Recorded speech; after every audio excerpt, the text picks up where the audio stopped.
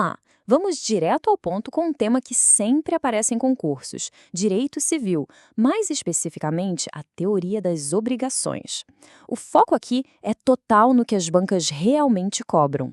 Meu nome é Kitayson, sou oficial de justiça e nesta nossa análise vamos juntos desvendar a teoria das obrigações de um jeito simples e direto, para facilitar o caminho até a aprovação. Bom, para começar, a gente precisa entender a base de tudo, certo? E a base aqui é o conceito de obrigação. O que é isso, afinal? Pensem na obrigação como um elo, uma conexão legal. De um lado, a gente tem o credor, que é a pessoa com o direito de exigir alguma coisa, e do outro, o devedor, que tem o dever de cumprir, de realizar essa prestação.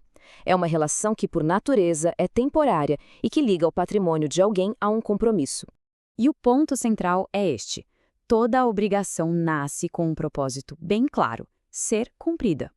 O cenário ideal, o final feliz dessa história é o que a gente chama de adimplemento. É a quitação, a satisfação do crédito.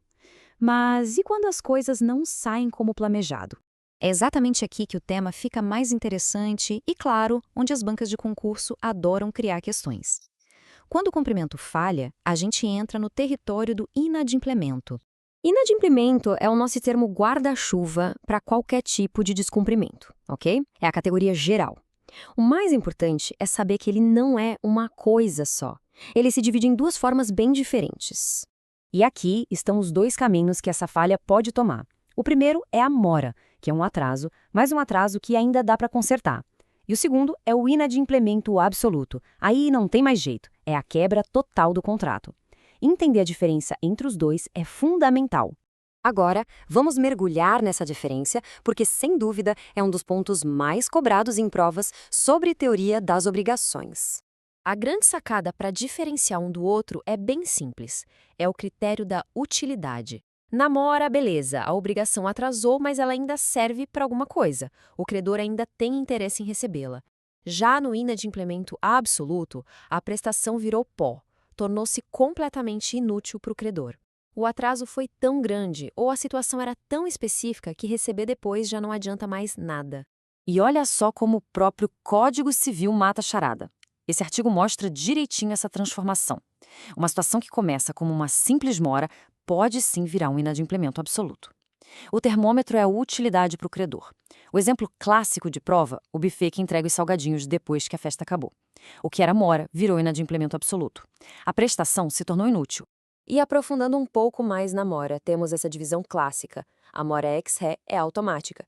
Tinha uma data certa para pagar e não pagou, pronto. A partir do dia seguinte, já está em mora.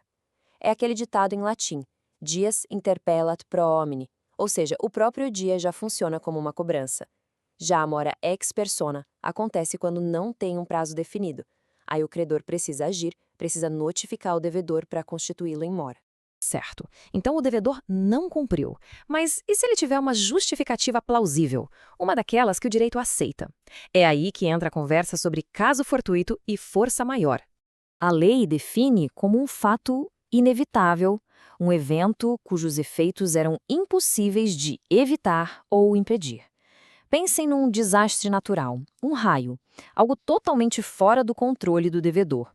A regra geral é que, se algo assim acontece, o devedor se livra da responsabilidade de indenizar. Mas, como tudo no direito, sempre tem um depende. A pergunta que vale um ponto na prova é: essa isenção é automática? É sempre que isso vai acontecer? A resposta, claro, é um sonoro não. Existem exceções muito importantes. E aqui está uma distinção importantíssima, muito trabalhada pelo STJ, a diferença entre fortuito interno e externo. O fortuito externo é aquele evento totalmente alheio ao negócio, tipo um meteoro caindo no depósito. Esse, sim, isenta a responsabilidade. Já o fortuito interno, e aqui está o pulo do gato, é aquele que está ligado aos riscos do próprio negócio. Por exemplo, um pneu de um ônibus de uma empresa de transporte estourar. Isso é um risco da atividade, é previsível. Nesse caso, não isenta de responsabilidade. E essa é talvez a exceção mais importante de todas, a que mais cai em prova. Se o devedor já estava atrasado, já estava em mora, ele não pode alegar caso fortuito para se livrar da responsabilidade. A partir do momento que ele atrasa, ele assume todos os riscos.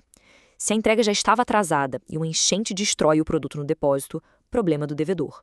Ele continua sendo responsável. Ufa, bastante coisa, né?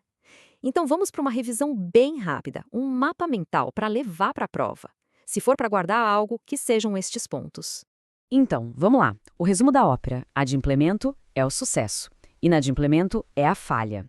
Essa falha pode ser só um atraso que dá para resolver, a mora, ou uma quebra total, o inadimplemento absoluto, que é medido pela inutilidade da prestação. E a famosa desculpa do caso fortuito. Ela não cola se for um risco no negócio, o tal do fortuito interno, ou se o devedor já estava atrasado. Com essa estrutura na cabeça, fica muito mais fácil resolver as questões. Para a gente terminar, fica uma reflexão que conecta tudo isso com um dos pilares do direito civil. Uma obrigação não é só sobre entregar um produto ou pagar um valor. Envolve também deveres de lealdade, de confiança mútua. O que acontece quando a quebra dessa confiança, da boa-fé objetiva, torna o cumprimento da obrigação inviável? Mesmo que tecnicamente ainda seja possível, fica aí o pensamento, para mostrar como a teoria das obrigações é um universo bem mais profundo do que parece. Bons estudos!